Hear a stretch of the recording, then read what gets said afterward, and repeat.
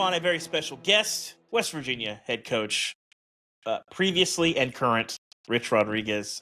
Thanks for coming on, Coach. Appreciate it. Great to catch up with you. Coach, West Virginia, obviously such a big part of your life, growing up there, playing there, coaching there, all of that stuff.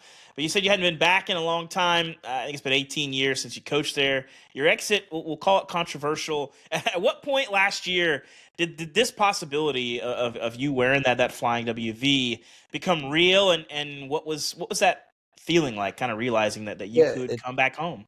I know it sounds like coach speak, but it really happened kind of quick because we were involved at Jack State. We had turned our season around. We were playing for a conference championship, and so we were hosting it. And at the same time, that's when this came open. And so I got a Zoom call interview, but I think there was like 20 of us. So it was like there was a whole lot of folks in the mix, and I was so wrapped up into our conference championship game and all that kind of stuff that I really wasn't thinking about it too much. And then we played well, won the game, and then right after the game, I think the next day or 2 days after that, I got another call about an in-person interview, and then that's when I started thinking, okay, this is going to be real. What do we want to do?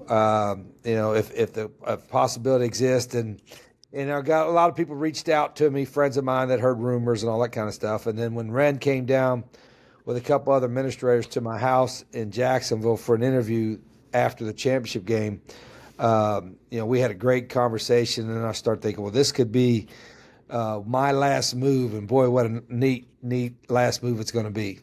What was that like?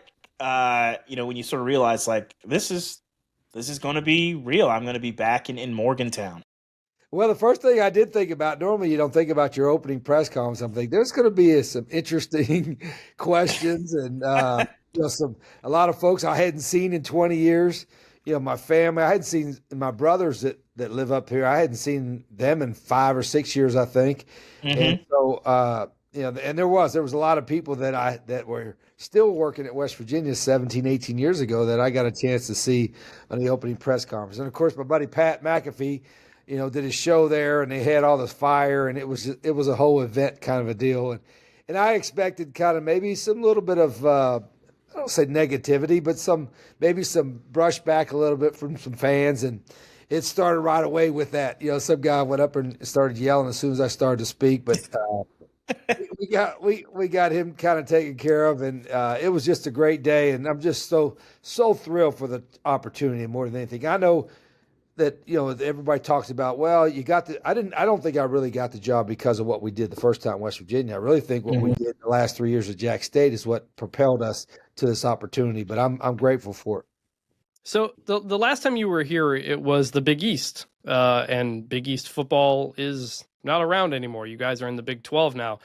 What have you thought about all this realignment and kind of some rivalries that have been lost? Obviously, you guys in Pitt are not in the same conference anymore. As you kind of come back and see the landscape, what's been your feeling on the realignment and all that's impacted West Virginia? There's a whole lot that's changed, right, in college sports, college football in particular. But even when I was here the first time, the Big East was different when I was first here, the first 3 or 4 years of West Virginia than it was afterwards, because Miami and Virginia Tech and all those schools were in the Big East, and then the Big East almost imploded. We were able to stick together, and I kind of had a foreshadow that, hey, something's probably going to happen then, because I remember having conversations with the Big East people when I was here that, hey, this is the movement and the realignment is probably not over, and we better make sure we're positioned as a university at West Virginia, to do something. And as it happened, it did. And then what's unique now about the Big 12, half the teams in the Big 12 I saw for 6 years when I was at Arizona. So I probably know the league better now than if it hadn't been switched. Rich, we got to go back. As somebody who grew up on college football, your teams in the mid-2000s, legendary. Obviously, the Steve Slaton, Pat White era sticks out. Noel Devine as well. What was it like coaching that team with that kind of speed and that kind of just lethal offense, to say nothing of the runaway beer truck himself? Yeah. It kind of started, like my second year when Rasheed Marshall was our quarterback. Yeah. It was different back then. The zone read and the quarterback run game and all those things and the up tempo.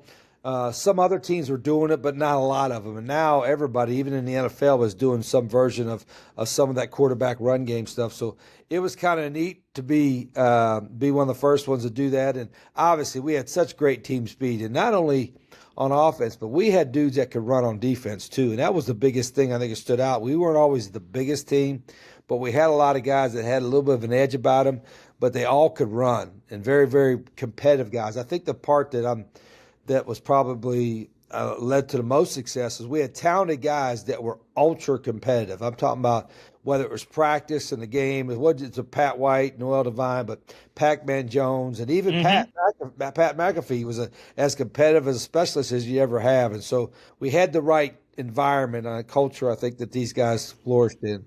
Pat White on your staff, by the way. I'm a college football video game lifer. Are you aware of his legendary status as a video game talent? Has he brought this up at all? No, I had heard that he was on like cheat mode or something. When you had Pat White and Steve Slaton, it was hard to beat those guys on the video game. I never seen him play it, but it is neat to have Pat's on the staff and Noel Devine's on the staff and Rashid is on the staff. So I'm fortunate to have those guys around me. So one of your biggest wins back then was the Sugar Bowl against Georgia to cap the 2005 season. I actually went back and watched the highlights the other day. You guys jump out to a 28-0 lead. Like, you just blitz in this Georgia team that everybody thought was going to win. What do you remember about that game and that statement you guys made? And then 2 minutes left, you call a fake punt to clinch the game. What do you remember about that game, that lead, and then that decision at the end? Well, first up, leading up to the game, it was the SEC champions and us, and everybody. The narrative was that the Big East is not any good, and the SEC is all this and that. And I remember going down there, and I moved the team. We initially were going to stay right downtown in a hotel in Atlanta because the game got moved because of the flood in New Orleans. So we were playing basically a home game for Georgia. Well, our hotel was one of those atrium type of hotels, and it was just way, way too loud and too noisy. And I said, this is going to help us concentrate. So we moved the team about 40 minutes away, kind of in the country a little bit. And I can remember we had 3 straight practices where there was not one missed assignment. It was kind of eerie. It was like all these kids were freshmen. Pat was a freshman. Stevie Slaton was a freshman. And they were so dialed in. I'm thinking, we might be a little bit better than they think. And then when the game started and we started off so fast, I think we were a little bit faster than I think they expected us to be. And then I think after we got up 28-0, it kind of pissed them off and they came back. But on the fake punt, it was funny because we had been working it really all year on it. We had a certain kind of punt team that if they give us a certain look, the fake would be there. Well, early in the game, when we punted, they gave us that look. And so I had it kind of in my memory. So it was 2 minutes ago in the game. We weren't stopping them anyway. They were coming back. We were in that near midfield. So I had my guy, the coach that was in the box, saying, listen, if they give us that look, you got to tell me that let's do it and fake the punt, right? And so I'm on the headsets with Coach, and I'm like, do we have it? Do we have it? He wouldn't say anything. So I just went ahead and called it, and they got it. I asked the coach afterwards, I said, what happened to you? What was it? He said, hell, I ain't making that call. That's on you. So that was kind of finished off a great night, and I don't remember going to bed that night. I think we stayed up all night. We partied like rock stars that night. Speaking of, by the way, Pat McAfee, a freshman on that team, I heard you tell our friends on the Audible, Bruce Feldman and Stu Mandel, they sometimes didn't check his curfew because you knew he'd be ready the next day. He's not been shy about his partying persona. What is your favorite ridiculous Pat McAfee story from his playing days or even since? Well, it was when he was a freshman. I think it's maybe I don't know if it was the first or second game. We had a home game. And Friday night, we would take the team to the hotel. But Thursday nights was the night everybody went out and partied. And I didn't want that to happen, wanted them to stay focused. And so supposedly he missed curfew on a Thursday night. And so he's a freshman. And I'm thinking, what am I going to do? I'm going to make a big example out of him, all that. And I called him in. He was young. I said, listen, I know you missed curfew. I'm going to bust your ass. But here's what's going to happen. If you don't miss any kicks, all right, during the games, I won't check curfew anymore. But if you start missing kicks or be terrible at punting, your ass is mine, right? So he said, I got you, Coach. So he was pretty good out of the whole year. I don't know if he made curfew every night or not, but he was pretty solid. I didn't have to worry about him being ready to perform. So, hate to bring up probably the low point, but 2007 Backyard Brawl. I'm a freshman at Michigan State. I'm watching this game in my dorm with a friend who's from Morgantown. Coaches often say they remember the losses more than the wins. How often do you think back to that game and anything you might have done differently? It felt like everything had to go wrong for that to happen. Yeah, I do think about it. I don't. Thanks for bringing that up. Shit, I didn't want to even think about it. I try to forget about it, but inevitably you can't because people like you bring it up. But no, it's sorry. It's no, it was the worst night of my professional career by far. Nothing becomes close to it. And I know we had a couple guys hurt, and that when Pat got hurt and some other guys got hurt, but I was too conservative in our play call. Our defense was playing great. In our offense, we were stumbling around a little bit, and so I thought, we just got to keep it close to vest, not blow it. And it was just way too conservative of an attack, and then we lose the game. And I think we had a great team. I think we could have won it all. But if people said that was the reason I left, that's nuts. That was the reason that almost I didn't leave, because I didn't want to leave like that. But it was a bad night, and I try not to think about it. But you got to learn from it, right? I mean, that was however that was 20 years ago.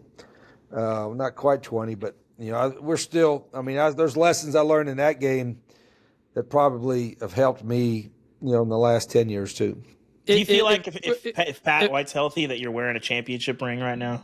Yeah, probably. Yeah, just because it's he was such a dynamic player, and such a difference maker kind of thing. But I don't know if you ever know. You got to give them credit for how they played. But again, there's other opportunities too in that game, and then other games too. The nice part, the good thing we felt then is we had built our program, to that top 5, top 10 in the country kind of level in the last several years. And that part of my frustration, that it was hard. It's always hard to build there. People say that it's harder to stay at the top than get to the top. No, it ain't. It's harder to get there. And if you do it the right way, you can stay up there. So we worked our tails off to get there, and we thought we were there, and I wanted to keep us there. And so we had some frustrations with some, staff leaving and some other stuff I wanted to do for the team. And some of the things that we wanted then, now 17 years later, we have, whether it's staffing or facilities or what have you. So it's nice that we've got that stuff now. And if there's a playoff back then, you guys still have a shot. Yeah. We've been in the playoff 3 years in a row. 5, 6, and 7, and that's why I think it's kind of neat now.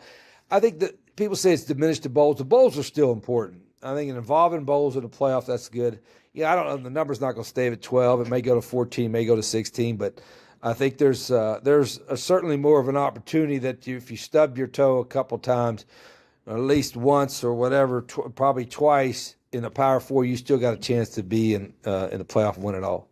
That actually reminds me, a question I was going to ask. The playoff, the 12-team playoff, it might expand again. There's the idea out there from the Big Ten, the SEC, to give themselves 4 automatic bids potentially. The Big 12 might get 2. What do you think of that and the idea that other conferences might be guaranteed more bids than you guys in the Big 12? I don't blame them for doing it. I don't know if it's fair to the Big 12. I think it's I think it's difference between a Power 4 and Group of 5, because I've been on both levels. Giving them 4 automatic bids, I don't know about that. Now, if they start playing 9 games, conference games, there's a little bit more of a merit from that standpoint. But I don't know if they need to overthink it. Let everybody play 9 conference games, or 8. Everybody plays 8, whatever the case may be, and then just pick the best teams. You don't trust a committee. They do it in basketball. They pick 64. We can't have an intelligent committee of people that pick the top 12 or top 16 teams, and you give automatic bids to your conference championship winners, and then have a smart committee pick the rest of them. Mm-hmm. Rich, go back to that 07 year. You famously, Alabama comes calling that offseason, and you gave them the stiff arm. How much of that was because of the team that you knew you had and the potential for what 2007 could be? Oh, yeah. I think part of that was certainly that. We were better than Alabama at the time. Mm-hmm. But again, Alabama was going through transition, but we were One, we had, a really good team coming back, and then a bunch of our supporters really stepped up and had made a commitment to some of the things that we needed to have in our program go after that happened, the Alabama thing. And part of my frustration the following year was the things that was promised and things that was given was not done. You know what I mean? So I'm like, okay, geez, we did make a commitment. We didn't go to Alabama and we stayed here and we got this and that. Well, how come I don't have that? How come we're not, have that at our disposal like it was promised? So, the supporters and the boosters really stepped up when that all happened. But I was comfortable, and I, despite what I don't know what the rumors were, I never did tell them I was going. I never did accept the job, even though it's Alabama.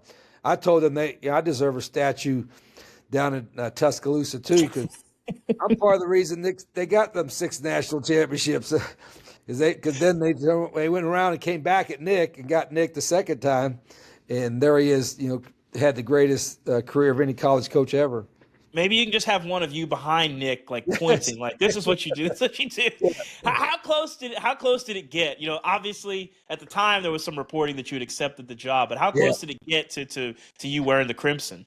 Yeah, I didn't. I had talked to him. I met with him at one time, and then my agent. I don't even have an agent now, but the agent at the time, my agent, I think, had several conversations, and that's probably where the misconception or the false rumors came in, that they said supposedly he said I'd offer the job or I had accepted a job. I had never had accepted a job. So the talks, we had two. I had 2 talks, one in person, one over the phone, and I think my agent had 1 or 2, but I had never told him I was coming for sure. In fact, I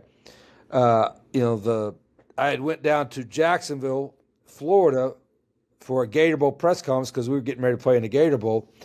And at that right after that press conference is when I had a phone call with several of our supporters and boosters about what I needed to stay.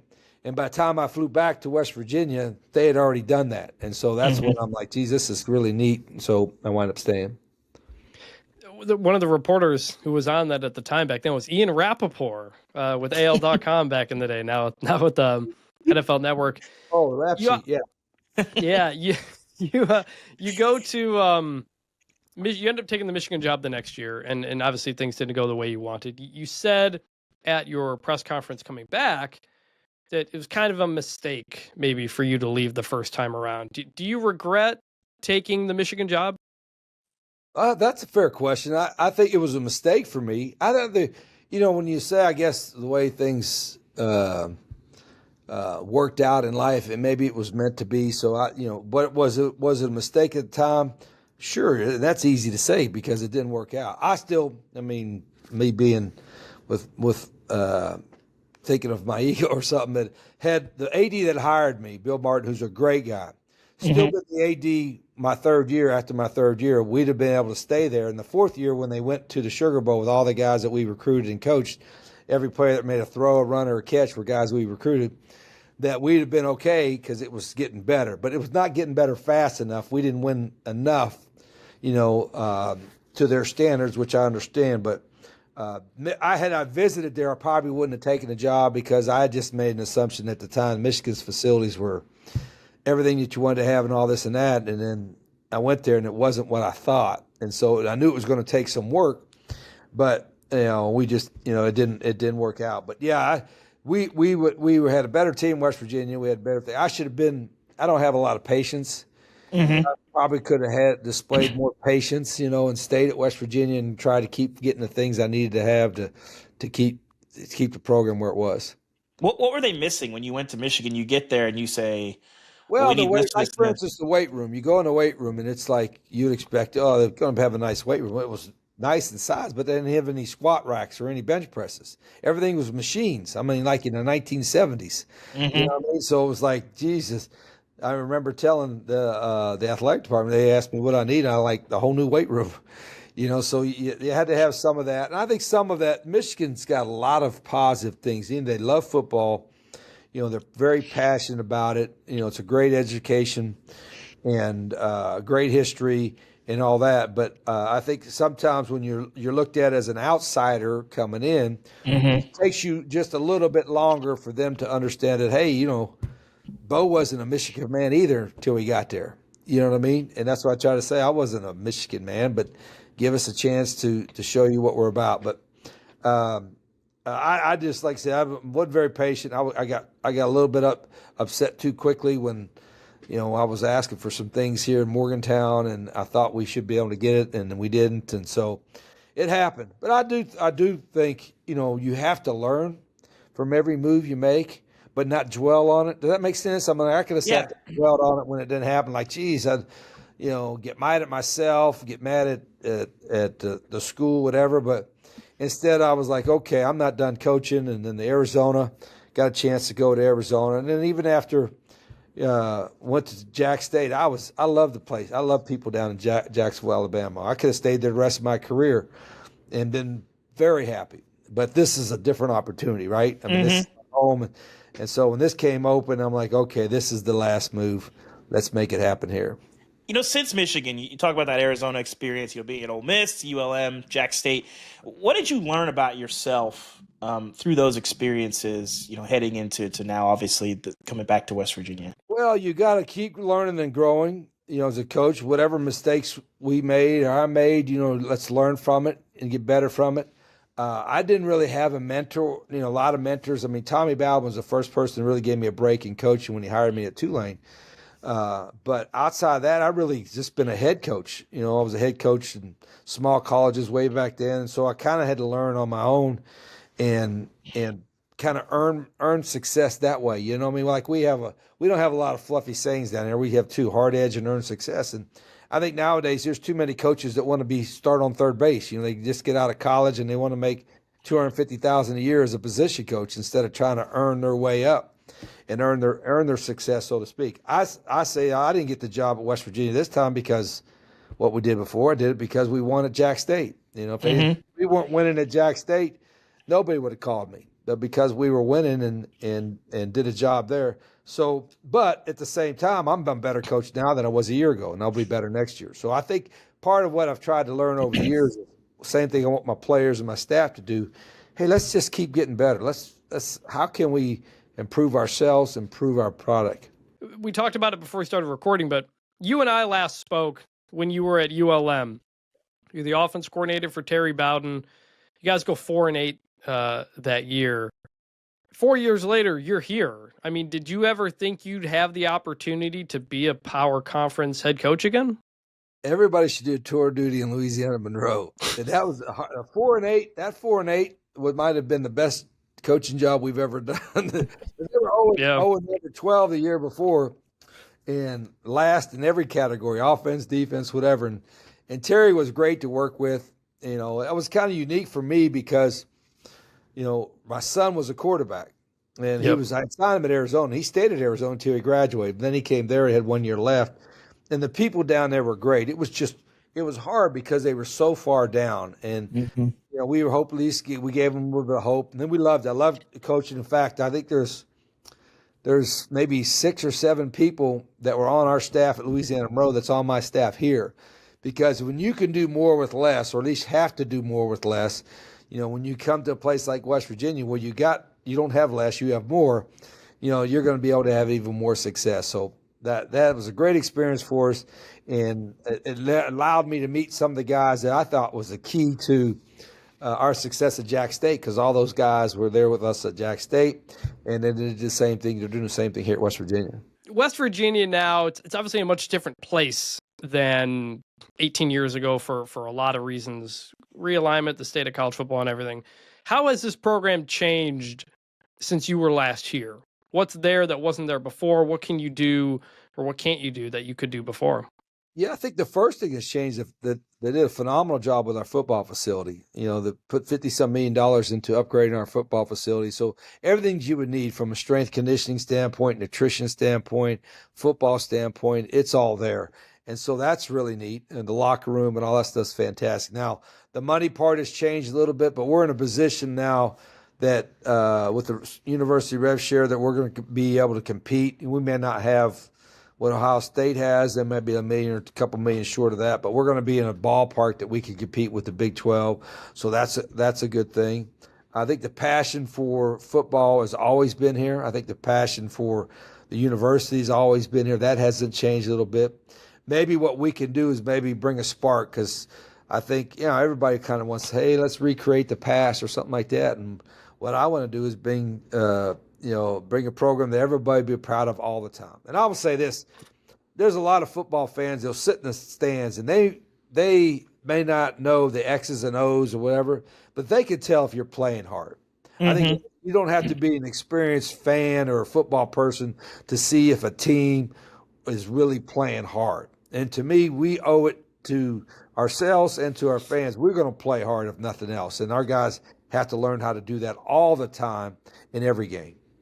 West Virginia fans, I mean, you have such the support in the state. They love the program. I was telling Chris before we got on the first game I ever went to West Virginia, I got out of the car, was offered some moonshine immediately in the media parking lot. I did not partake, but when you look at this program, your last 3 years there, you guys finished in the top 10.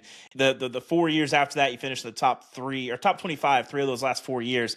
Just twice since then, when you look at what are expectations for this program, what are fair expectations for West Virginia in the current state of college football?